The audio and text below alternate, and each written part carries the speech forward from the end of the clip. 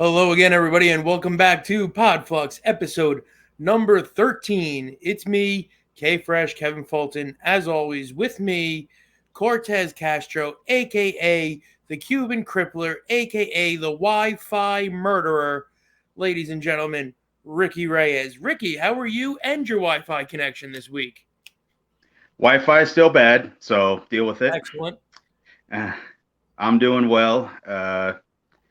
It's hot as hell here in Texas, so I heard people are with that. dying from the heat in Texas. Probably old people and fat people. Right. So old and fat people probably die fast.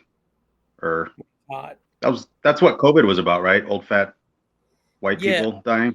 It Mostly. was I think that was the The gist of it. the gist of it. COVID. Yeah. Old. You were old and fat and likely to die from getting sick. Then you were Yeah. You're getting ready to get done. marched out the door on that one. But anyway, this is episode 13. It is July 2nd, and we're coming off of a busy last 7 days in wrestling. Yeah. When we spoke last, we were getting ready to prepare. We were preparing for the endeavor that would become AEW and New Japan Pro Wrestling's pay-per-view extravaganza Forbidden Door, which I started and have yet to finish, but I think it's okay because I'm pretty sure that show is still running. But of the things that I did catch, I wanted to talk a little bit about MJF and Tanahashi, Mm-hmm. Punk and Kojima, and I watched through a lot of the other matches, but not from start to finish. Yeah. When did the Japanese style of wrestling change from good to what it is? Oh, I don't know. I'm not sure to be exact. I mean, it would have to be with the influence of the Young Bucks somehow, Right. because it wasn't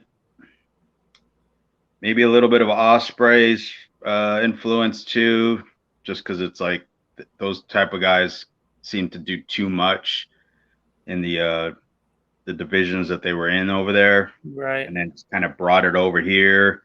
And then I But think everybody started wanting to be a part of that style, the Bucks, and kind of like a Ricochet Osprey type bullshit, what I'm speaking more specifically of is the let's stand here Oh, and just hit each other for yeah. 35 minutes without anybody selling, without anybody trying to prevent the other guy from hitting them.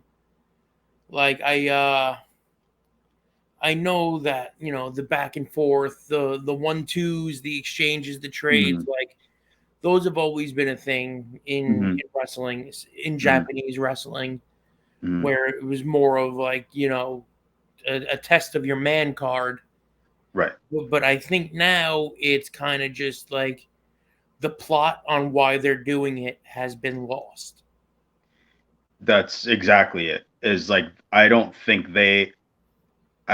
most people that didn't wrestle in Japan, or at least train in Japan and that style of train to learn and understand the style of wrestling, they're just seeing it and seeing the reactions that those matches and those parts of the match were getting, and then thinking that they could just insert it into their match with no real rhyme or reason. They were just like, oh, let's do a 1-2 spot here. Last year I wrestled in Waco, Texas, and I'll never forget the guy I rode up with. He was the match right before mine, so I was the last match, and then he was like semi-main. He has like a character and a look and a style, basically Aleister Black. He basically does that exact style, move set, and everything. So he was wrestling like basically like a comedy wrestler. Like, this guy does this. He's like, quote unquote, over for his dance that he does, I Mm-hmm. think he's a rapper locally in Dallas, and he's a white guy, like a really white guy, like really white complexion. His colors that he wears in the ring are like neon. He's just like, and he's like a really goofy guy. Like he's a funny guy to be around and to have in the locker room.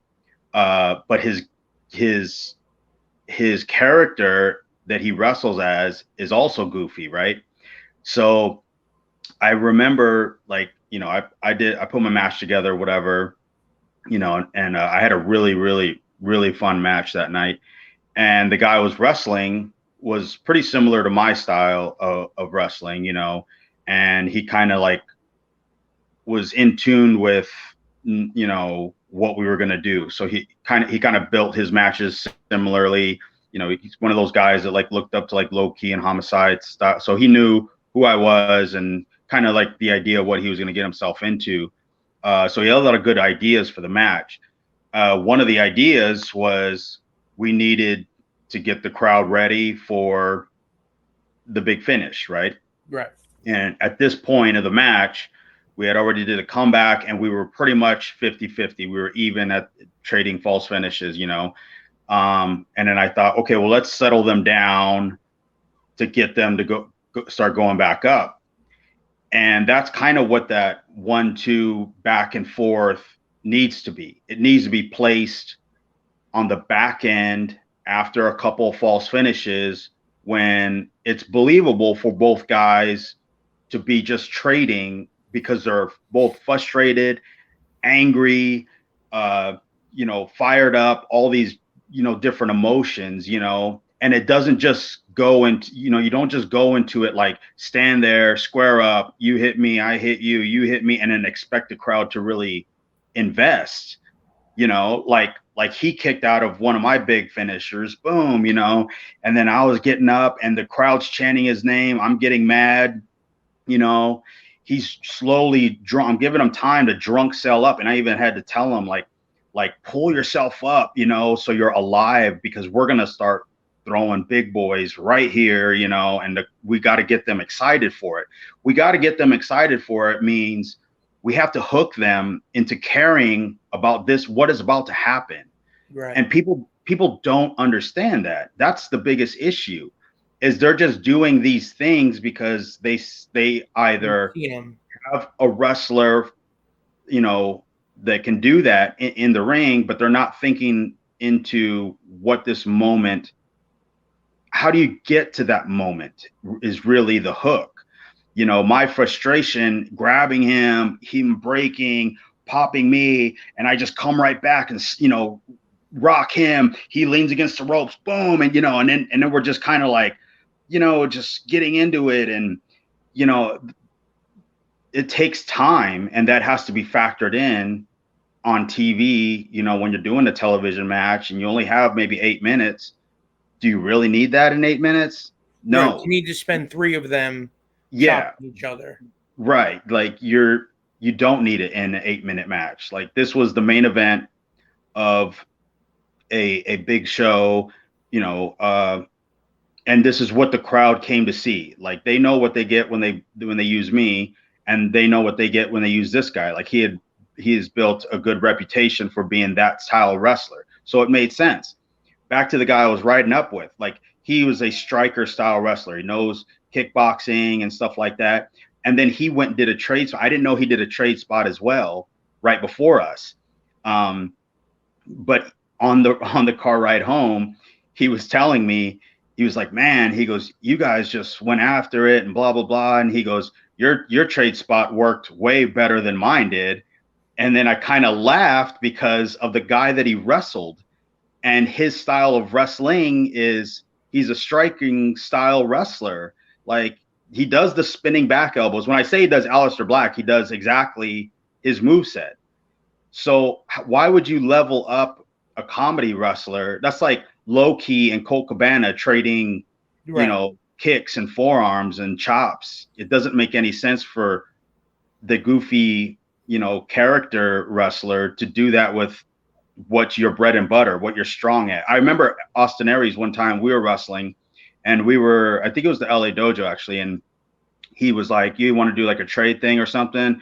And I was like, yeah. He goes, maybe you give me a kick and then I'll give you a kick. And I was like, and he goes, you know what? Scratch that. He goes, just you hit me a couple times and I'll hit you with what I hit. And I'm like, yeah, like, why would you would never kick, you know? Right. And that right there tells you what he wanted to do something. He wanted to get a point across. It wasn't him. Yeah, but it wasn't what he does, you know? And he wasn't going to do it just for the sake of doing it, because then it would look fake. It would look like you're doing it because you were told to do it, you know? So it was more of a, let's, you know, with me and Aries, it was more of a hit me a couple, you know, sell back, he'll sell back and then hit me with a couple, boom, boom. And it was just kind of like, we're getting madder, to where me and Keith, like, it was more even. So it was literally like ping ponging us into the finish, you know? Right. But we had to wait for the crowd to get up. Anyways, this guy was, you know, was telling me, and I said, you did a trade spot with him? And he was like, yeah. And he goes, I kind of wanted how you guys did the yay boo. I wanted that reaction. And I just asked him, why would you do that with him? And then he was like, I don't know. I just wanted to do it. And he's one of those guys, you know, he looks at Aleister Black and he's like, that's cool. I'll do that exact thing. Not really knowing why, or not really having a reason for it, except it looks cool, which is basically what all these guys are doing now with these spots that they get when they see New Japan, or when they see, you know, these great, you know, 90s all Japan exchanges with Kobashi and Kawada. Those are like a year and a half build, you know, for the crowd wanting to see those two guys go one-on-one, because they've seen them in tags and they've crossed paths, maybe in a big tournament. You know, it's a build. It's, you know, it's an epic, like, finally the two, you know, The Rock and the Hard Place are smashing each other in the face. And that's the problem now, is like, since maybe the Young Bucks, let's say, with this internet fan base, they've become fascinated with what they did in New Japan. So now they're dabbling in that a little bit, you know. And then now the newer wrestlers, I'm watching them, like, you know, when I was wrestling, I was watching the match before me or the match after, or, you know, someone would ask to check out their stuff. And I would ask them stuff like the difficult questions, you know, why did you do that? And they can't answer it. And then the guys that I'm training, you know, they'll do a practice match and same thing. Hey, what'd you think? It was bad. Like, you have to imagine the crowd cares. What did you do to make me care about anything? You know? And that's the biggest issue, is like, now these guys see this for Forbidden Door, and the Japanese guys aren't invested in this. No. They just kind of look at this like it's a commercial for New Japan. They'll go out. It wasn't a good commercial for New Japan either. Yeah, and they're going to hit their greatest hits. The people that are going to benefit the most from Forbidden Door is going to be New Japan, because the fans now are going to be more in tune to finding more New Japan stuff.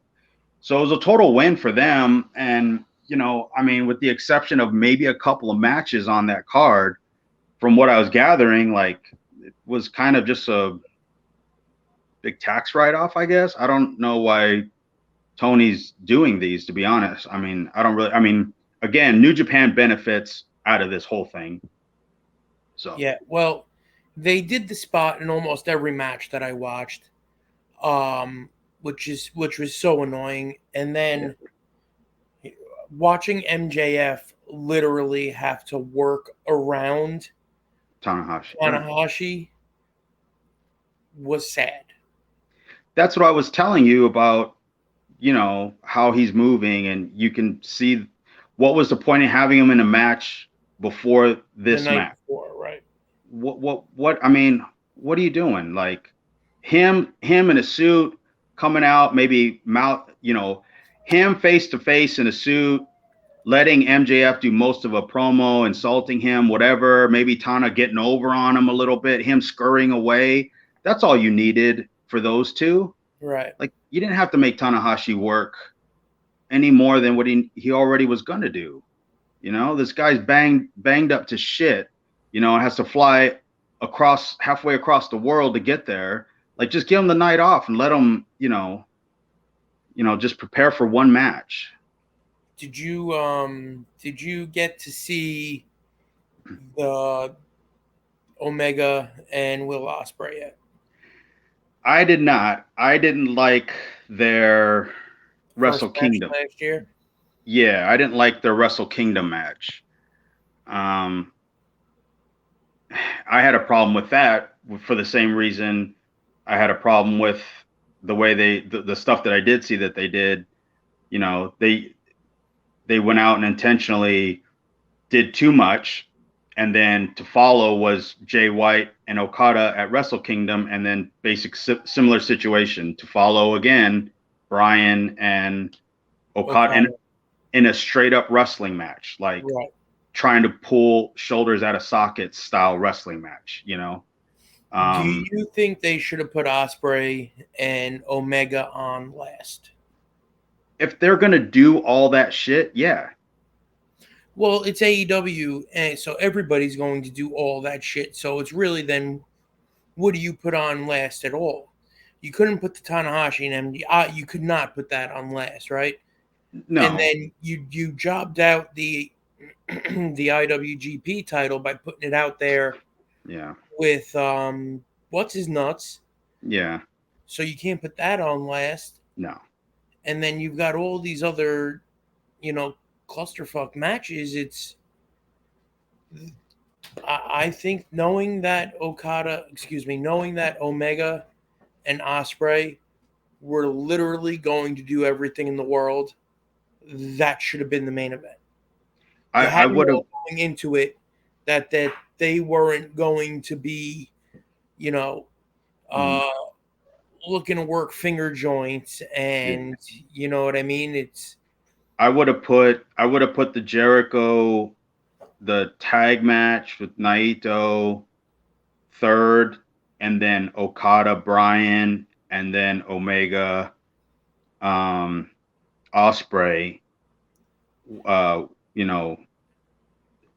that way, because the Bryan and Okada match working semi-main right before, shit's about to hit the fan would have got everybody down, and then they would have brought everybody up to a bigger eruption at the end.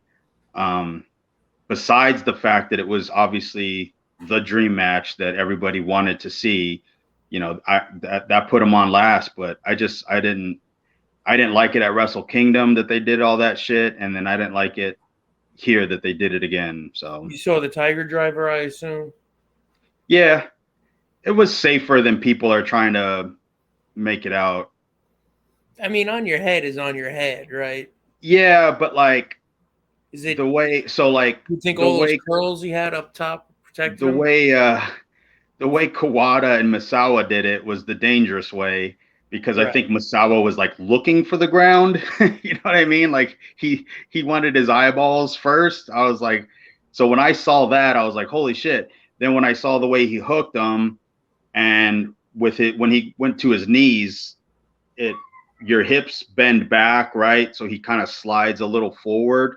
So it was gross looking. I hate the fact that people are like trying to shit on Ospreay, like not taking care of his opponent type of thing. I think he took care of him as much as you can when you agree, when it's probably Omega's call to like, hey, pick me up and dump me on my head. And Ospreay's like, all right, see you out there. Like I'm going to try to do it as safely as I can. And that's what a lot of people aren't, understanding. There's some people, like, especially like on Facebook and stuff, they're like, this is the most unsafe thing. And if you're a backyard piece of shit, it's like, he's not, I did, when I did that match with Joey Ryan, the street fight thing we did, I told him to open me hard way with the with the handcuffs, you know? Right. And he didn't want to do it. We argued in the back like earlier that day about it. He was like, nah, I'm not going to do it. So I finally grabbed him and I said, if you don't hit me with these, motherfucker, I'm going to hit you with these. I said, so those are your options. And he was like, all right, fine. He goes, I'll do it a couple times and that's it. So I just told Justin, the referee, I said, once I start bleeding, let him know that like, okay, we're good, you know, and he don't have to keep doing it. So, but I mean, when you call those types, what? One time, Oh, no. Big Joe, it was me and Kev versus JD and Joe, right? Oh, Jesus. And Joe, me and Kev were like a year in, and Joe was trying to teach Kev how to open up his eyebrow hard way. Oh, And no. so he's like, yeah, just keep punching me in right in the eyebrow as hard as you can until it opens up. And Kev's like, okay. And it was a double strap match to begin with, so it was already a gimmick, right? So like you watch the match back, and Kevin is just like knuckle to eyebrow, knuckle to eyebrow, knuckle to eyebrow, but it never opens. Okay, so Joe's got this huge fucking purple lump over his eye at the end of the match, and it bled like a popped pimple. Oh, no. That sucks. Oh god, I'll never forget that, man. That shit killed me. Kevin was just fucking mollywopping this guy in the eyebrow for nothing for like 10 minutes. It was incredible. Anyway, continue. No, I'm just like I was just upset that people were like would take shots at Osprey or both of them, saying that they were like doing backyard style wrestling, like dangerous, unsafe. It's like it's none of it's supposed to be safe. And in all honesty, it just really isn't safe, period, what we do. So it's like, just, you know, stop acting like that one thing was the end of the world, you know. Right. But as much stupid shit as AEW's done, and as many guys have gotten hurt in AEW with trying to just do too much shit. Regular shit, yeah. Yeah, regular shit, but they're trying to do as much of it as they can, as fast as they can. You know, this is the one thing that they're gonna bitch about. Like, these guys might wrestle one more time, you know, and, you know, that's what you're gonna cry. That's what you're hanging your hat on, you know. It's so stupid. It's like they want that shit, and then you give it to them, and then look at them, you know, they're fucking mad about it and crying. So, of everything that I saw from Forbidden Door, of the elder statesmen of New Japan, Kojima seems like he's kind of one of the few that can still move around and work at a or mask his work for a pretty high level. Yeah. Suzuki, you can see with Suzuki and Ishii that it's like, you know, with the trained eye, you can see the corners that they're cutting. Right. You know, the shoot corner to corner from the corner, you know, like don't take the extra step, you know, stuff like that. So I really, from what I watched, I've tried to watch this show a few times through. And it's always just like, oh, my phone made a noise, or, you know, like, oh, my dog walked that way. Like it never really held me. It wasn't for me. I don't think, like, my interest for it isn't there. And that's the thing, is that's what I don't understand, why they're doing it, really.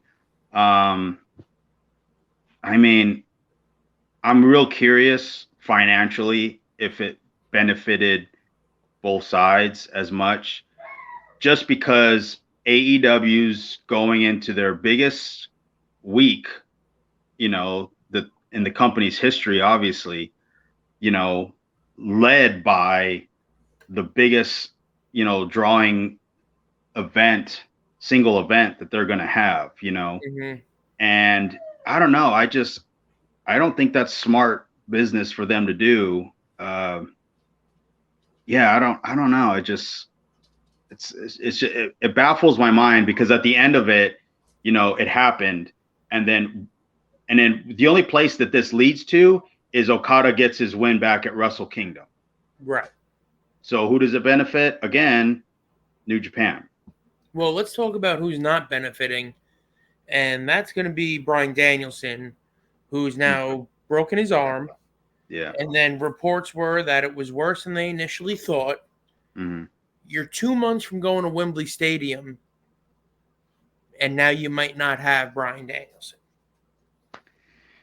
I mean, and it was a freak thing. Yeah, that's what they're. It's not like he got hurt doing, something stupid or in one of these fucking anarchy in the arena, something that didn't need to have, even occur to begin with. But I just think like last year it was Adam Cole, and I think Bryan Danielson got hurt at last year's Forbidden Door also. I'm not sure, but is this thing snake bit? I mean, no, it was Punk and Bryan were hurt before Forbidden Door. That's why right. they weren't on it, and that's what everybody was saying last year. So I think that's why they gave everybody the Okada Bryan match this year, because this was their way of trying to make up for two of their biggest stars not being in, and that's when Punk was hot. So who knows maybe he would have wrestled Ospreay then. I mean, who knows? You did lose Adam Cole at last year's Forbidden Door, right? That's who got hurt, right? That's when he went down with the shoulder and the concussion. In the title match with Jay White, that's what happened. Right. It was the four-way. Four-way, yes. Yeah. Now this year, Daniel Bryan goes down at Forbidden Door. Yeah, I don't know. Again, it's like they're trying to do so much for it, like match-wise. Like, how many matches were there? I saw on the main card, was there like 14 or something? Like, I think between, and I really want to pretend I'm exaggerating, but I think between the main card and the pre-show, had 5. 17 matches. There was 5 matches on that pre-show. Okay. So then, hold on. I'm going to do a little Googling. You do some vamping here. 3 or 5 matches were on that pre-show, because they had to move Tom Lawler down to like give him just like a match with just anybody, because he was booked against Cole. Right. And the day of is when I saw that he wasn't going to be wrestling him because he was hurt, or sick or something. But I don't know. 14 matches in total with the pre-show. Oh, okay.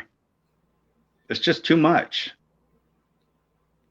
Yeah, with having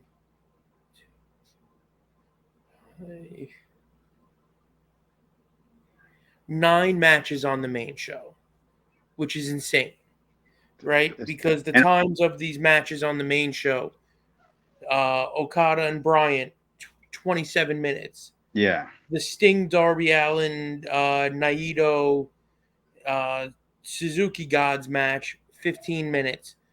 Ospreay and Omega, 40 minutes. Tony Storm and Willow Nightingale went 11 minutes. The 10-man tag with the Elite and I almost called him with Cornette. I almost said the BBC. That went 21-25, okay?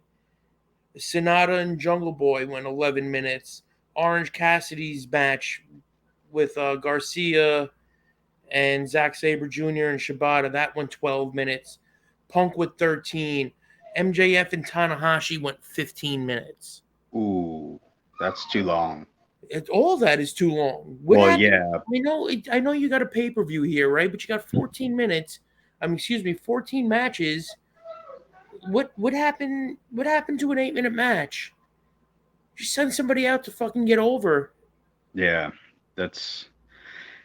all of it was just too much. It's too much, and it derails them for a few weeks from trying to their biggest shit. Yeah, trying to set up Wembley, and I mean, I know I keep bringing it up, but like really everything should be pointing in that direction right Yeah. now, as far as storytelling and developing, stories to get us to Wembley. It's like they set up a lot of these matches the night before on Collision for Yes. Forbidden Door. You can't do that come Wembley, right? So what do we have, a 4-week build now? Dude, Like, I I have mean, a feeling that Wembley Stadium show is going to be a 6-hour on pay-per-view ordeal. They're going to start it here at like 2 in the afternoon, and it's going to go to goddamn midnight. yeah, it's There, gonna be bad. I mean, WrestleMania 8 had you remember WrestleMania 8 had an intermission? Yeah, that's the Hoosier Dome run, right? Yeah. Yeah. I'm just saying, AEW, if you're listening, a good intermission goes a long way. Okay? Get the guys out there to their tables, let them sell some gimmicks. Let people take a leak, stretch there. If you're gonna hold everybody hostage in a building for 43 hours, give them 15 minutes to get up and walk around. Well, on the way out of Forbidden Door before Collision, we had some Dynamite. What'd you catch? You actually caught some Dynamite this week, and No, I didn't catch it, but I just remember reading that the main event going into that or whatever, like I said earlier, dropped 200,000 viewers for like the last segment of the entire program. yes, I mean, what I'm getting at is like those are their fans. It went from 800 to 600. right. Like I just thought that was, and then you said it was like a consistent trend that's been happening, which I don't really bother to look that much, but I just think that's just weird. If you look back when they were doing the best of 7 series for the trios title, they consistently ran off at minimal 100,000 people when that match would come on. Yeah. All these people that are here for AEW that, want to fight with you on Twitter and take up for their favorite wrestlers and for Uncle Dave have consistently shown a pattern of jumping off the plane when Omega and the Young Bucks are on the TV screen. Yeah.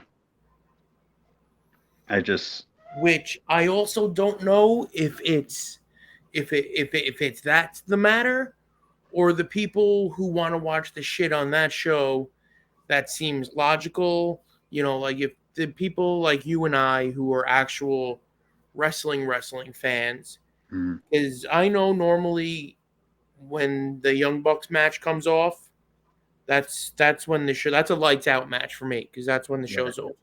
Right. I hit stop right there and I'm done. Because I have no reason to watch, both guys stand in the ring for 4 to 5 minutes while the referee, tickles his taint in the corner. Like, it's just they've murdered tag team wrestling. That it's not for me. I don't watch it. So that could be 100 to 200,000 people who actually still enjoy professional wrestling going, oh, fuck this, I'm not going to watch these pricks. Right. Which is, what I normally do. But there was some terrible shit on this Dynamite. It started off with Ishii and Moxley, dude. Moxley, I don't get it, bro. He doesn't sell shit for anybody's anything. He sells nothing for no one, right? He got hit with, I don't remember, it was in this Ishii. Ishii hit Moxley with his own finish, and he did not sell it. He popped right back up and was like, here's a clothesline. I saw the exchange you're talking about. It just, none of it makes sense. It does nothing for anybody. Again, what are we doing with Ishii still there? Like, maybe his flight was delayed. That's what I was trying to think. I was like, is he just sticking around for Ring of Honor for a few tapings? Like, I'm trying to think of what would be the purpose of having, you know, why are we not moving forward here? Right. You know, is it like, does Ishii really like AEW that much where he's just like, nah, I can stay I don't another week? understand how he could, because every time they put him on TV, he does a job. If Maybe I he were him, just I likes would never not. come here. He's like, I love selling. I'll stick around, put all you guys over. Yeah. I don't He's, know. I don't get maybe it. Like, not he's this. interested in counting lights in American buildings. I don't Yeah, know. yeah. He just. I really think he just likes me. He's like, I'm not done shopping, so I gotta stay. Meet me some sheep. Yeah, exactly. Like, I don't know. It's all meaningless stuff because it does nothing for anybody moving forward. So I don't know. Like that type of stuff I don't even read into or check out because it's worthless. Like when I saw the advertisement for the match the next week, I thought, why? Right. What for what? Like Mhm. I don't understand it. And Tony Khan or people booking in and out of Forbidden Door are not smart enough to understand like, When enough's enough. yes, exactly. Exactly. You gave us a fucking 13-hour pay-per-view. We're Enough good. is enough. Just Yeah, we're let it, good. yeah, yeah, let's go and try to build up to we're doing weekly live TV shows. Let's focus on what's next for everybody. Right. And maybe we're starting to work towards our $8 million gate. That's what I'm saying. Like create some interest so the pay-per-views do well. Besides Um, not.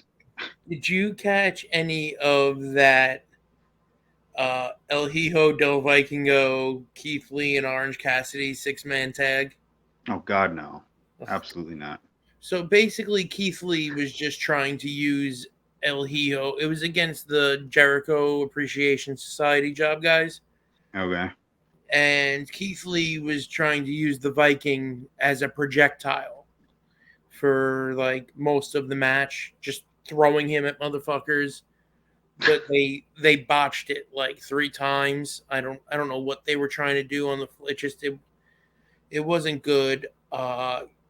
Keith Lee leaving the WWE may have been the worst decision that Keith I Lee agree.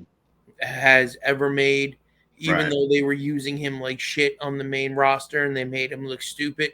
He probably had a chance there and, blew off what somebody told him. And then whatever they did to him after that was the reason why he was made to wear a tennis skirt and look ridiculous on TV. But the run he had in NXT, it just, I don't know.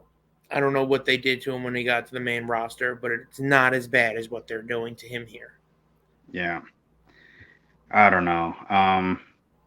Keith Lee's been, yeah, since he got there. I don't know. And Again, then, it's like it's people just going out there playing grab ass on live TV every week. Like, what right, are we doing? What are they doing there at all? I don't know. And the whole build up for the match was stupid. Like, Orange Cassidy was like, oh man, I need to find 2 partners for a 6-man in like a backstage with Renee Moxley Good Hmm. and Paquette. Sorry. Yeah. And Keith Lee was like standing behind him, and Keith Lee was like, "I'm down." And then Orange Cassidy's like, "Oh, that's one." And then he moves away, and Keith Lee was like eclipsing the Viking guy. And then Hmm. the Viking guy, they shared a look, and then he was like, "Oh, that's 2. I guess we're having a match." I hate it all. That was It's bad. So bad. like sweet build up. Uh, and then they terrible Chris Jericho, Painmaker. It's just Dynamite was awful. You want to talk a little bit about I just finished watching Collision. Collision. You want to talk a little bit about Collision, and then we'll switch to some Yeah. very stuff. Let's just go to that. Yeah. Okay, Collision this week. Not bad. Getting a little back on track. It was still a little Wednesday, but it just I don't even want to say Wednesday. It just didn't feel as important as the first one. It wasn't as exciting, but Hobbs and Dustin Rhodes had a good match in the Owen Hart tournament, and then Ricky Starks and Juice Robinson had a good match in the Owen Hart tournament. Ricky Starks won. Juice Robinson is slowly starting to remind me of Randy Savage. He's just got that out of control look. Yeah. And it's believable. Right. Like, he's one of the more believable guys on their roster. And when they had that 8-man last week, he was wearing a pair of trunks and he had the high boots right up to the knee pads and the hair and the beard. And I was like, the madness is running wild here. Like he shades of Savage on that dude. He is hilarious. Like that is just kind of him, obviously cranked up. Cause like in the back, he is like one of the funniest people I think I've ever met. And like, he's one of those guys where he just like, when he's not in the room, he just has this timing of like popping in at the perfect time. And he just like, makes the most ridiculous, lines or whatever. Like, it's the one-liner in Bales. Yeah. It's just, yes, exactly. Like, man, I wish I could have a camera on him all the time because he's probably funny at Walmart. Like, it's just like he really is. And then I remember when I was doing Black Tiger, the first match I had was against kayfabe, brother. Yeah, right. Was Finley and him were a tag team still full time. So he was still wearing, like, I don't know if you ever saw, like, he wore the real colorful hats and colorful gear. When then it was him and Rocky and Finley. And I remember, like, when they hit the ring, we jumped out and the lights were off. And like, they had like the strobe lights on them and stuff. And he's dancing and the whole crowd is going, juice, juice, juice. And like, it reminded me of like Dusty Rhodes in the Garden when he comes in with like the purple and glittery hat and jacket and the crowd's just, and he's just like standing. That's the image I got from him. And his energy and connection with the fans is so good, right? Like, when he comes in, he's a pretty meat and potatoes style wrestler. So that's always good.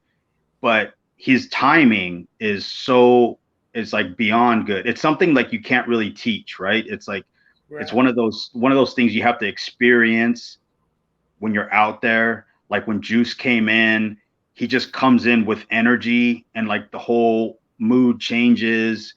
And he can just control an audience. And like, now that he turned heel and he's doing this character and they're giving him more time, like it's only a matter of time because before he becomes like the guy, I think, because. Well, that was my hot take here is I see more upside for Juice Robinson in AEW than I think I do for Jay White.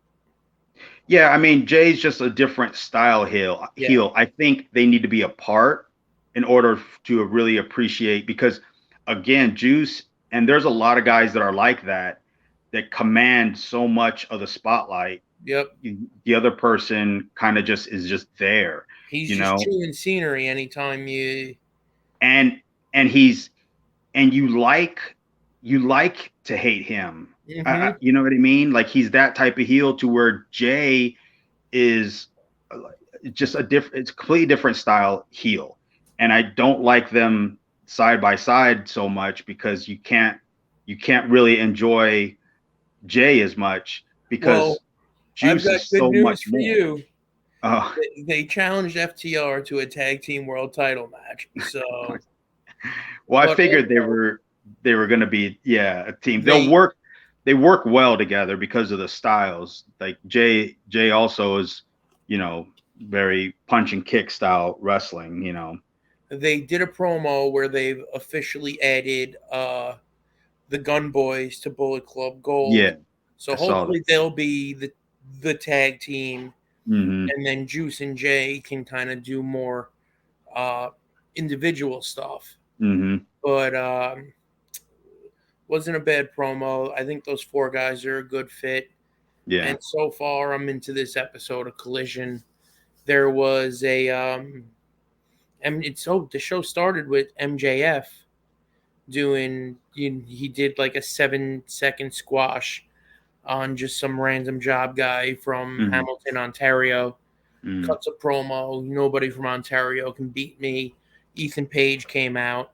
He made a challenge. They had a good little match, and like the show was moving along well. And then for the main event, we had Roderick Strong versus Joe with Punk doing commentary for the Owen Hart tournament. Now Okay. here's the problem I have with the Owen Hart tournament, Mm-hmm. and it's bad bracketology. I don't know if you noticed, but I even made a clever You little did. ticker down there at the bottom that Let's says see. bad bracketology. Yeah. Right? Because you could have set this whole tournament up to have Punk and Joe as your final. And I Give just them the reason right. to fight. I just saw they're like next week now, right? Right, because they're the semis. So the way the bracket works, I got it here, Yeah. is now because Joe obviously beat Roddy. Yes. So now the semis are Punk versus Joe, Uh-huh. and then the other semi match is going to be Hobbs versus Starks. So we're either then going to Starks versus Joe or Hobbs versus Punk, because I don't think CM Punk's going to let them do, a heel versus heel or a babyface versus a babyface in a Right. tournament final that he's involved in. I just don't see why not put these guys on the opposite sides of the bracket and then have an organic start to a Punk and Joe feud out of the final of this tournament. Yeah, because Starks or Hobbs, neither one of them loses anything by losing to Punk or Joe Correct. in the semis before. So it really helps them. Now they have to basically they're a match with no real star power. Where now you have to decide which one of these guys that you're trying to push out of Hobbs and Starks you're beating. You're beating both of them. Yeah, they're like on equal levels. That's why I'm saying like them having a good showing, against one or the other of Joe or Punk only helps them in the long run. There could be beef that comes out of that later. It's like, is this set up for Hobbs to win then? So he's the next guy. I mean, like, because the big money match is Joe and Punk, and now you're doing it in a semi main event. Yeah, that's not smart, because I would be looking at the last 4 people to be in there with Joe and Punk. It's the right 4 guys. So kudos to them for that. It's just bracketed, yeah, like you said, wrong, because they all want to see that match, Joe versus Punk. Mm-hmm. So why wouldn't it be the finals? Yeah, I don't know, because and then I feel like if it is a Hobbs thing, again, they push Ricky Starks back down the ladder, and it's just irking me how they're just not. This is a guy you got to kind of cut him loose a little bit, Right, and you're rubbing him up against with Hobbs, Punk and FTR in the main event spot, right? And yeah. Now finally you're rebuilding Hobbs after months and months of booking him poorly, right? And why make one lose to the other? Right. And like you said, one losing to Punk or both of them losing to Punk and Joe does nothing to hurt anybody, especially if they have a fantastic performance.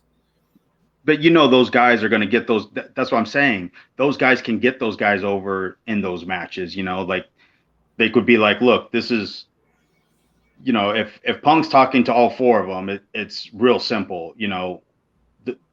We're going to do Joe and Punk in the main, and then these 2 matches prior to that is all about the other guy, the guy that's losing, you know, and that's going to do more for like a Ricky Starks going move for move, hold for hold with CM Punk than it will him cat and mouse with Hobbs. Right. Like, you know what I mean? It does nothing for those 2 guys, you know. And again, like, I mean, Starks is one of those guys, like, I really from the get-go was hoping, man, just give him the time to just go out there and do it every week. But you can't start and stop. And that's what these idiots do on AEW. You know what I mean? It's like, that's the big knock against them, is if they quote it as long-term booking, but a lot of it is they just fall off. They don't have anything for them. Yeah. And then they bring them back, you know, and then it's like, oh, long-term. Yeah. It's like, no, it's not. Like,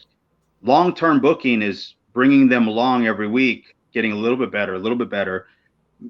Maybe just a promo this week, maybe just a backstage thing, you know, then another match, you know, with Starks, it's like, oh, we need someone to get themselves over, get their shit in, and then have MJF beat them and move them along. Okay, that should have been a start of something for him. Ricky Starks has the charisma of, the personality of a Rock. Right. Yeah. He reminds me of Rocky Maivia light. Okay. Right. Nation of Domination, Rocky Maivia. Right. Like, he's just finding who he is. And then every time when you go, oh, he's got something. Yeah. They kick the ladder out from underneath him. That's what I'm saying. Yeah. Like, it's, I don't know. He would benefit so much from being on WWE, because he's one of those guys. Like, I've been in the back with him a couple times, and, you know, his matches, he gets that reaction, and he's just willing to do whatever it takes to get that reaction. Yeah. If he's got to act like an idiot, okay. If he's a coward, if he's a shit heel, he can do all that stuff, man. But geez, they did a great cutoff in his match where Juice tripped him up with a drop down. Mm-hmm. And he tripped all the way across the ring and then fell into like the ropes. Mm-hmm. And then the second rope like cut him off in the side of the neck. Like, yeah, it was really smart. It was nice and it was unique. Like, you see, he does stuff that you don't really see too much. Like, that's what I'm saying. He's so creative. He's so old school style wrestler that it's all brand new, like no one's ever seen. And he can go. I just don't understand. Like, why are you holding him back? Like, why? He's one of those handful of guys back there, Hobbs as well, where you're just like, what are we waiting for? Right. What are we waiting for? Well, I'll tell you what we're waiting for with Hobbs. We're waiting for them to separate him from fucking QT Marshall, because that is just, that's death. You know, that's DOA right there. Yeah, that's not helping him one bit. No. You know, especially since he's starting, I feel like he's starting to be able to talk for himself. Yeah. You know, every opportunity I've seen him where he got to cut a promo on TV, it's getting better and better and better. And you don't need QT out there speaking for him in a hokey fashion, because this should be the baddest motherfucker on the planet. Yep. You know, and that's the thing. People think that I hate AEW or that we kill AEW and shit like that. But it's bothersome, because they have the potential there to have the best wrestling show and the best wrestling product with some of the newest, freshest guys in professional wrestling, and they just squander. And that's just it. It's just like, it's either they're not listening to the people that can help them, which is what I believe it is. Like, you know what I mean? They just think like, this is the new way. There is no new way. There's a way, and then you get good at it, and then you know, it's your way. But they're just not. They're holding certain guys back for whatever reasons they have. They are. Well, we know what those reasons are. Well, I mean, yeah, like we can speculate and stuff like that. And all the arrows point in those directions, which is annoying, right? If the compass points north. Yeah, and that's what I'm saying. It's like, why, I don't know. I just, I don't get it. Like when there are people back there that are like, oh, CM Punk's not good for business. It's like, that's not true. Yeah. And it's like, we're all going to look bad. But in the same sense, Punk was one of those guys thinking like, why do we need the Rock here? Because he's the fucking Rock. Like, you know what I mean? Like, everyone's going to benefit in the long run, Right. Well, those were different. These are different situations, though. Right? Were they though? There was one that was relying on older talent to try and draw a card rather than taking the proper steps to make their new or current talent mean as much. And then there's one that the other one is kind of just like, well, whatever we do, we got to make sure we don't do anything to outshine these guys because then they're going to get mad and we're not going to be on television. Yeah, but they have 5 hours of TV a week. Like, there's room for other guys to move up. There's room for other guys to do things. CM Punk is not taking up that much time, and to compare the two, I know that they're different in different situations, but like we all know that like CM Punk's mind and business mind is going to be that of the wrestling business first, as opposed to him. He just knows that he's an important tool to help move that along, wrestling business along. Right. And then, in the other case with, I just didn't like that Punk was acting like, well, we don't need the Rock. And it's like, you may not need him, but why, if you have access to it, why wouldn't you want that? Or How do you keep getting taller than me? This is you're fucking bullshit. But it's just, the bigger the star, the more they have them and everything else, the better, the better for everybody. Well, that's true.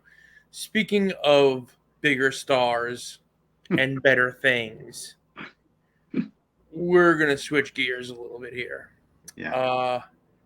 As it happens, Money in the Bank was yesterday.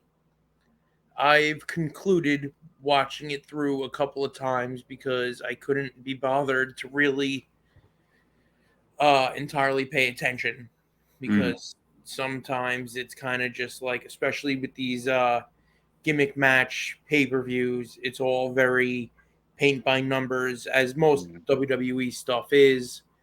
But there was a couple of big moments here. So, Rick, let's what have you gotten through on this Money in the Bank pay-per-view? I'm up to the Gunther Riddle, which I'm not excited for at all. Again, Gunther is a perfect example of how to be a perfect professional wrestling heel, and Matt Riddle probably got the best match of his career out of Gunther. So I hope he brought him to his favorite fucking fish and chips spot and, bought him a meal afterwards. But I wanted to talk about the men's Money in the Bank match. Okay. So you saw that? Yes. Okay. You saw the Logan Paul Ricochet spot? Where they tried to commit suicide head first to the table? Now, yeah. Let's break this spot down. Okay? God. Because you've got this, which if I counted the rungs properly and I recall correctly, you've got this 10-foot ladder, right? Yeah. And you've got these two dudes on this 10-foot ladder that's going to get tipped. Yes. Now, I spend, as you know, a lot of time on ladders. Ladders are not trained to operate in any way specifically once they're off all four of their feet. So basically, they're wildly unpredictable when they're not doing what they're supposed to do. what they're made to do. Right. So what I don't understand is how these guys thought that they were going to tip from this ladder, okay, which once it's on its side and it's wobbling, it's unpredictable. It lands perfectly balanced on this top rope that the ladder is also hitting and is unpredictably moving and fluidly in one motion springboard into a Spanish fly to go through two tables. Like, I know Ricochet is like the best gymnast in the world, right? And Logan Paul is one of those freak athletes. Mm-hmm. But like, you're telling me again, where are the producers and agents of these matches going? I don't know about that one, boys. My whole thing was like, I watched it a few times for different reasons. First, I watched to see how badly their footing was Yes. on the ropes, right? Like then I watched Ricochet's footing wasn't terrible. no Logan Paul's footing yeah, but was all fucked up. But he you doesn't know want to that. be up down together on that, and they were not. So like I watched one time just their feet, and then the next time I after I did that, I wasn't paying attention to how Logan Paul went through the table. So I was like, did he go head first, like face first? Yes. Like he went like a big drop down first. So then I'm thinking like, you mean to tell me Ricochet was going backwards and then he was still like Right. Like the Ricochet other way made the whole backflip somehow. somehow. And Logan Paul just took like a flatliner, basically. Yeah, that's exactly what it was. And like then when they came crashing down, I tried to watch whose head hit where because it looked like Paul took the worst of it. Yeah. Like he like slowly kind of grabbed towards his head and like timbered over, and I was like, dude, he might be out, like out. Because I was trying to see once the table exploded where his head went. Like it had to have kept going. He was going head body first. Eventually down. rotated. Over. Right. Which I don't know if that was better or worse. I have no idea. Yeah. It looked way too dangerous. I don't know. Like, but I'm thinking it was like, I think Ricochet just said, fuck it, let's go. And like yanked his ass to go. Yeah. And it looked like he was like not ready for that at all. No, because Logan Paul, he had no footing on the ropes. He missed the top rope when he landed, and one foot was inside the ropes, and the other foot was outside. Outside, right. Yeah. And Ricochet was losing his footing, and he just grabbed him and said, fuck it. And didn't springboard up. He springboarded out. Out, right. And out and down. Logan Paul went with him, but I just mean for a guy who's had 5 wrestling matches, like, was that the spot you really needed to call and do? No, but because they did something crazy at the Rumble, right? They got to do something crazier here, and then if they cross paths at WrestleMania, where they got to do something, or WrestleMania, whenever they did it. Sometimes when Ricochet's out there, and I know he's a co-worker / friend of yours or whatever, I feel most of the time that he's in the wrong wrestling company. Oh, he's definitely in the wrong. I'm not like, I don't mind some of his stuff, but more like, when I don't know. The right guy. Yes, that's what what I mean. His shit with Gunther on SmackDown a few months ago. Again, Gunther, the perfect pro wrestling heel. Yeah. Perfect pro wrestler, took Ricochet's shit, made sense, told him when he was to do it and what he was allowed to do, and it was fucking fantastic. Right. I mean, his own devices. Yeah, but that's what I'm saying. Like, to Ricochet, regular pro wrestling, it's too easy because he's such a good athlete. So he feels this need to do, mind-boggling type of things during a wrestling match. I don't know if you remember when he was the US champ and he wrestled Samoa Joe at, I forget what pay-per-view it was. It was in between him challenging, I think, AJ for the US belt. Anyways, Joe was, working him over, same thing. Joe was telling him when and where. It all made sense and it was great. But he did the one-legged springboard clothesline. I don't recall it. So they did, the spot where he goes to the apron, Joe stumbles back and he had been working his leg over. So Okay. Ricochet did a one-legged springboard clothesline, because he can, but in that particular moment, it all made sense. Joe laid down, Ricochet slowly got up, and it was like that. Did we just see what we saw? Cue the replay. Right. And it got time to digest. So Joe, I'm sure Joe was the one that said, "Hey, do it here." It got over, and just like you're saying, like when he's in there with the right guy, it's perfect because the pro wrestling part is easy for him. I just wish he would just do regular pro wrestling and pull out things at just pay-per-views, or I know this is a pay-per-view, but what I'm getting at is like they didn't need to do that. That was just a stupid, Right. It went bad, and for what? I mean, did anybody ask for their money back because they didn't see a Spanish Fly in that match? No. Right. You know what I mean? Did they need to go through tables? No. All this other stuff. It's like, dude, like you're already, the whole thing with Ricochet is you're already Ricochet. Like, we know what you can do. Like, you didn't have to do anything in this match except try to win the fucking match. Right.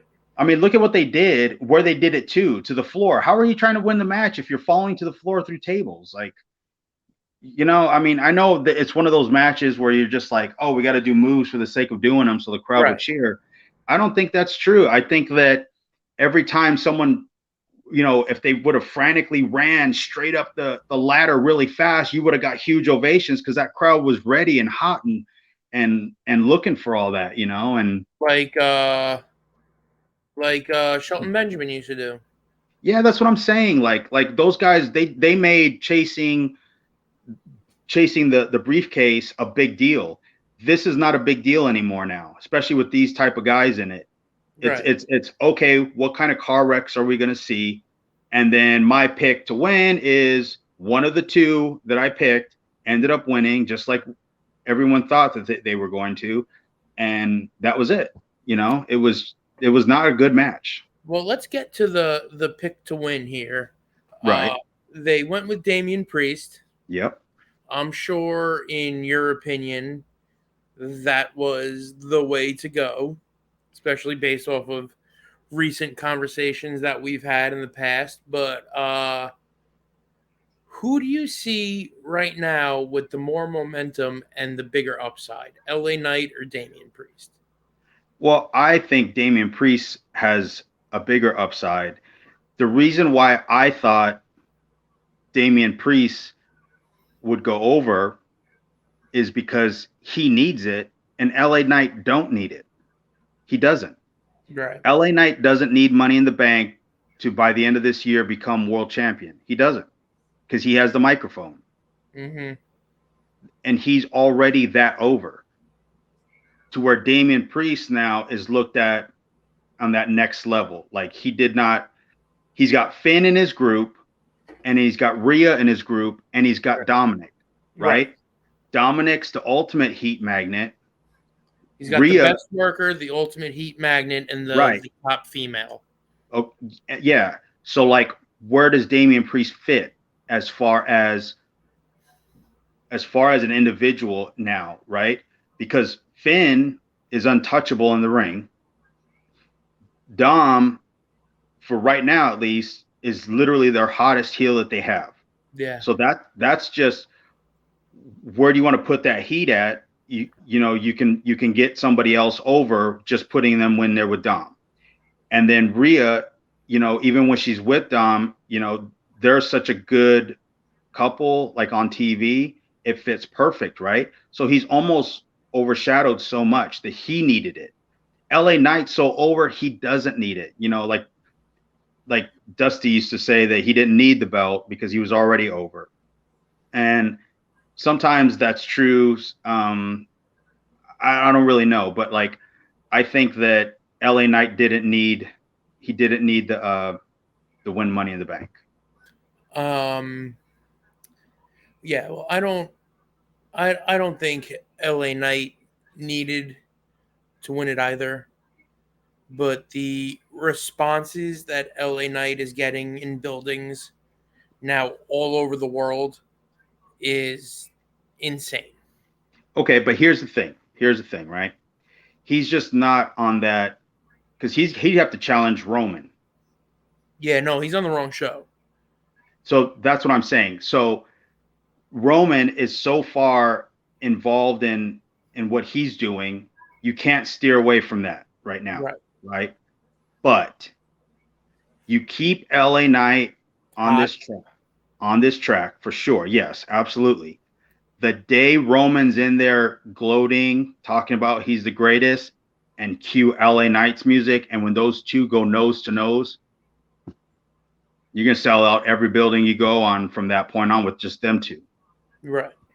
But I mean, when you think of that image, you don't worry about, well, he doesn't have the briefcase, so I don't believe it. That's irrelevant in this case. I think that Triple H looked at it like Damian needs this because he's the guy that we're going to go with soon. Obviously not right away, but they're gearing him up in that direction. He clearly showed you he's a good worker because he got Bad Bunny through a really good match, So who do you think was putting that whole thing together? Him. Who do you think's calling that thing out there? Him. He's also 40 years old. I don't know if you know that or not. No. So if you're gonna make, well, LA Knight, Eli Drake, whatever you want to call him, he's not young either. Right. But if you're gonna make a move with either one of these guys, you got to start moving probably sooner than later. I know 40 isn't what it used to be in professional wrestling, right? Right. But you're looking at a guy with Damian Priest, who's what, 6'7", 6'8". Yeah, he's a big dude. Like, I feel like at 45, knees and mobility are going to be an issue for him. Yeah. But anyway, like, continue what you were saying. No, I'm just saying, like, I just felt that Damian Priest, he needed that. He needed the Money in the Bank win. After the Bad Bunny match, I thought, okay, he's proven he can do it with a broomstick, and not to discredit Bad Bunny because he's out there working hard too, but you know what I mean, like the psychology and timing of a wrestling sentence match. I never thought I'd heard come out of your mouth. No, the Bunny's good. But I mean, like the timing of that stuff is a pro wrestling's sense, like do it now, So he's proven that he can go. So like, maybe I don't know what they'll do with it or when they'll do it, but it's all real weird because of the Roman Reigns situation as far as what happens on SmackDown. And that's what makes it odd when you have SmackDown guys and Raw guys in the same Money in the Bank match. It's what do you do? Feel like it makes it, you can then that's a boarding pass for either show, maybe. Yeah, absolutely. I agree with that too. I agree that he could do that.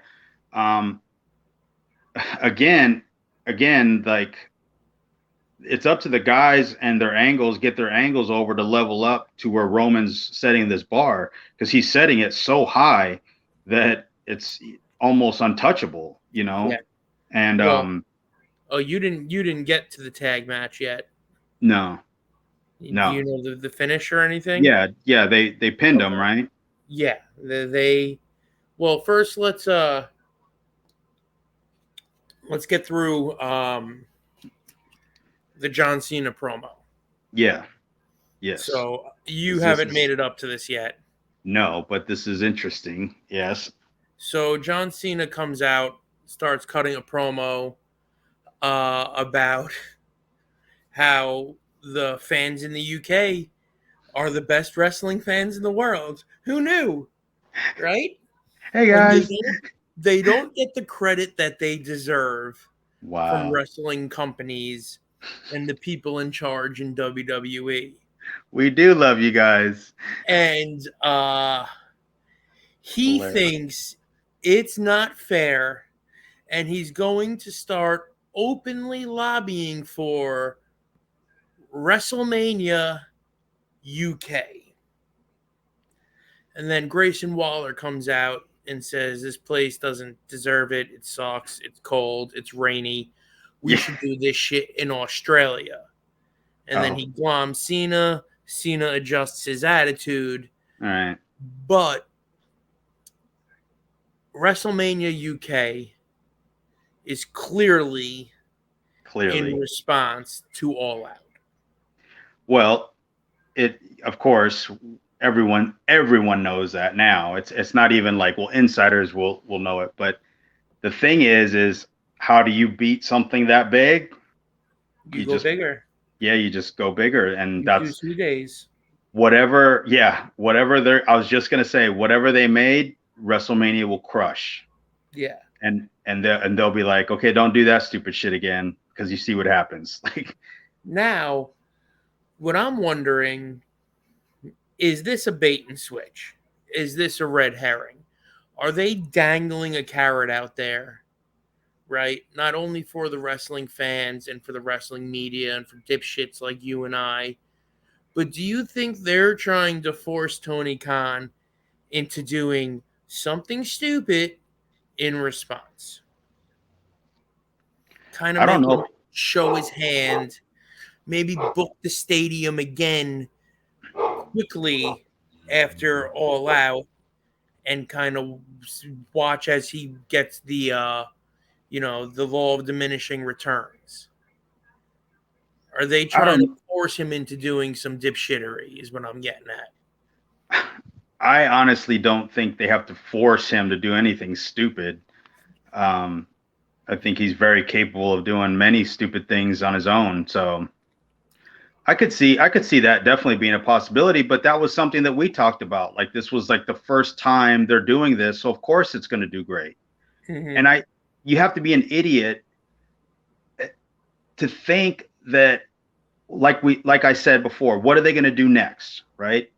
Like next year, like I said, it should be a tour and then ending at the O2 Arena. This way, it's not a bigger building, right? They do more shows, they hit more towns, and then you end it at the O2 Arena, which is their big building, right. indoor Money building. Was. Yeah, exactly. That's what they should counter with, because then you're getting around to different cities. They're experiencing it in person, so the fans will be more. They'll still be hyped up for it in different areas. Right. But they can't, dude. Like, he can't be that dumb to think I'll do 2 stadium shows. He can't be that dumb. Tell me he's not that dumb. Like, yeah, that's what I'm scared of, is like, because we'll be back in December. Right. Like, he's going to have an announcement for another announcement it's going to lead with, we're doing 3 shows in a stadium. Like, we bought Wembley. 92 hours of wrestling straight. Yeah. Like, yeah, it's Woodstock all over again. What was that Chris Hero match that went like 3 days or something, right? Yeah, something stupid. But yeah, like, I'm afraid he's gonna do something really dumb instead of maybe just taking the L and saying, they can't draw full house in a civic center with 3,000 people in fucking West Virginia. Why would you try to jump in the next lane over and try to do something to outdo WrestleMania. What are you going to outdo with WrestleMania? Nothing. That's what you're going to do. Nothing. So I don't know. Who knows? I mean, clearly WWE is just going to try to put this fire out themselves and be like, hey, you won't do that again. Yeah. What can he possibly do? Nothing. There's nothing, because that's what I'm if saying. Vince McMahon has done one thing for the last 50 years right, I mean, for all the things he's done wrong, right? If he's done one thing right, mm-hmm. It's established dominance. Right. Right. And that's what they're doing again. Yep. So there's nothing he can do that's going to outdo this. He needs to take the L and then start focusing on maybe like I said, the only logical thing for them to do that's going to make them any money and build their brand any stronger is take like a 4 or 5 date 2 weeks tour of the UK, Ireland, and and try to media blast, build a fan base. That's it. The proper way. Yes. Before going, we're back at the stadium. Right. Take a year, do 2 weeks, send the guys and girls down there, learn them how to be professional, build a brand, blah, blah, blah. Understand that hey, we're laying the groundwork this year. Next year, it's going to blossom into, okay, we're back at Wembley. Okay. But we've built something there now that has blossomed to, we legitimately pulled, 80,000 people in because they want to see us, right. and not just like, hey, it's a freak show.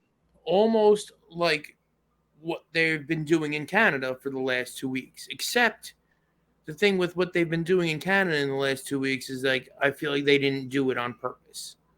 No, that's definitely, yeah. You know what I mean? Oh yeah, absolutely. Yeah. No, because they gave them everything in the kitchen sink with Forbidden Door, and then they're going to follow with random TV tapings. That's about as stupid as it gets. That's as ass backwards as it is. But so anyway, I think WrestleMania going international has been a conversation for a long time. It was something that I never really thought would happen. I did.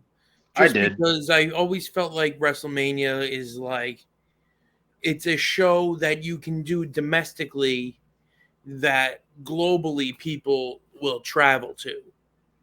Now you're kind of switching the role where you're bringing it international. Yeah. And then our American, not that American fans are the end all be all of professional wrestling, but are American fans getting on an airplane to go to London for WrestleMania. International fans come to WrestleMania all the time, yeah. Yeah, but international, I feel like people internationally, like you could walk up to your employer and be like, I'll be back in 12 days. And they'll just be like, all right, mate, take it easy. Like, they travel so much more than they're more willing to travel. Yeah. Than a lot of Americans are. But I think for something like this, the hardcore wrestling fans, what's the difference if you're flying 6-8 hours to LA or 6 to 8 hours the other direction, to the UK? I mean, well, I'll give you the prime example right here and there. I was thinking about driving down to Philly next year for WrestleMania 40. Mm-hmm. Right, and then I thought about it, and I was like, I'd have to stay in Philly. Forget it. Yeah, I'll watch it on TV. Right. That's a fucking 90-minute car ride. Right. But, yeah, I mean, either way, WWE wins again. Checkmate. So as per usual. Yep. Speaking of wins, a little spoiler since you didn't get to watch the match yet, but dude. Yeah. Yeah. I heard. Jay fucking Uso. Now, they did a spot where Roman hit the spear and Jay Uso kicked out. And when he kicked out, it was a low blow because of where Roman's arm was. Okay. that was the same spot that they did the other way around in 2020 at, I think it was Night of Champions, when Jay first wrestled Roman, and Jay hit his splash on Roman, and when Roman kicked out, he was okay. That's Yeah. long term. Yeah. Yeah, that's a callback right there. Right. I am now 77% convinced that Jey Uso will beat Roman Reigns for the WWE Undisputed Unified World SmackDown Universe blue, red, and gold belt. They are, I can see that you're frozen here, but I feel like you can still hear me. I don't think that they've built a baby face in the way that they've been building Jey Uso to be the ultimate baby face in WWE, right? And we all thought that it was built for Cody to be the baby face, and then for Sammy to be the baby face, and then this was Roman's story, and then maybe it's Jay's, or is it Solo's? I think this whole wild storyline will culminate with Jey Uso being the breakout, super over babyface that beats Roman Reigns. And you don't buy it, and that's fine. But it's I don't know. I don't know if, is Jay the guy, the right guy? Well, as Hulk Hogan said once, I might not be the right gay guy for the job, brother. I mean, the right guy for the gay. I mean, brother. Let me start over, Vince. But no, I think Roman. I think that Jey Uso has built up enough equity from him being against Roman in the beginning to then his right-hand man to now against him again. I think he's built up enough equity with the fans and with the promotion to be the guy. I don't know. Go ahead. It's just weird because he's one of the Usos, and I don't know. He's I not feel just like one of the Usos, he's the one. Yeah, well, we'll see. I don't see it happening. I don't see that happening. When are they going to do it? SummerSlam? Oh, I don't know. And the only thing is the only, like I said, I'm at like 79%. The only reason why I also don't see it happening is like, how long can Jey Uso be your champion for, right? And then the guy who beats Roman, if the guy who beats Roman is a flash in the pan champion, then all of this is for nothing. Right. Yeah. For whatever reason, I cannot see that.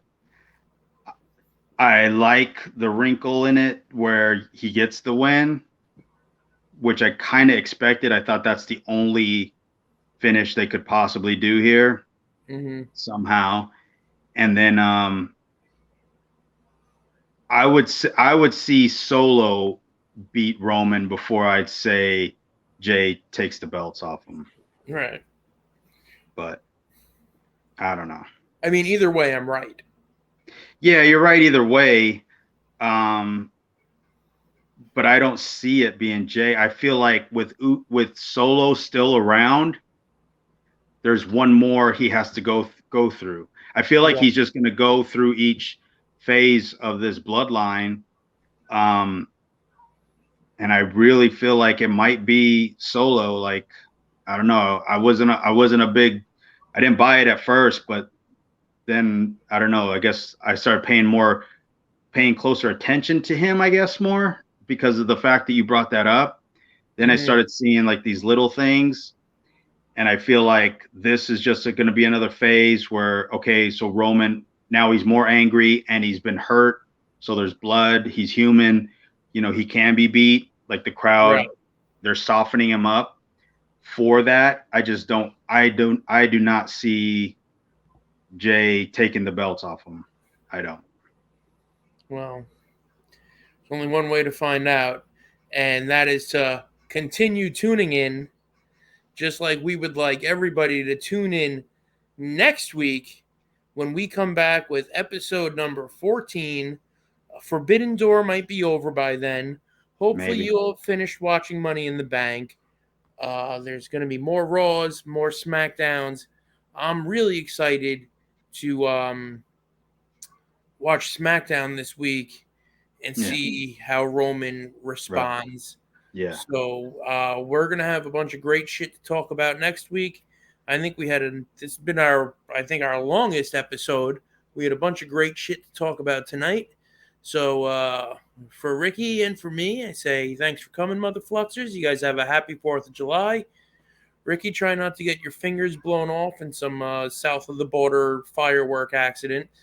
And you have a happy 4th of July, and we'll catch you all later. I am going to run the gimmick.